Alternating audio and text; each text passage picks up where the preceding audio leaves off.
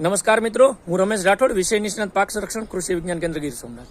ખેડૂત મિત્રો, મુદ્દાની વાતની અંદર મગની અંદર કઈ જાત વાવવી જોઈએ. મગની ઘણી બધી જાતો આપણી કૃષિ યુનિવર્સિટીઓ દ્વારા રિલીઝ કરવામાં આવી. ગુજરાત મગ 4 હોય, ગુજરાત આણંદ મગ 5 હોય કે ગુજરાત મગ 6 હોય. હવે ત્રણમાંથી કઈ જાતને વધારે પ્રાધાન્ય આપવું જોઈએ? તો મારી દ્રષ્ટિએ ગુજરાત મગ 6 નંબરની જાત, જે 2018ની અંદર છેલ્લી આપણી રિલીઝ થયેલી જાત ગણી શકાય. ત્યારબાદ નવસારી કૃષિ યુનિવર્સિટીઓ દ્વારા 7 અને 8 નંબરની જાતોની પણ પ્રોસેસર ચાલી રહી છે, પરંતુ અત્યારે માર્કેટની અંદર 6 નંબરની જાત મળતી હોય તો એનું વાવેતર કરવું જોઈએ. કેમ કરવું જોઈએ?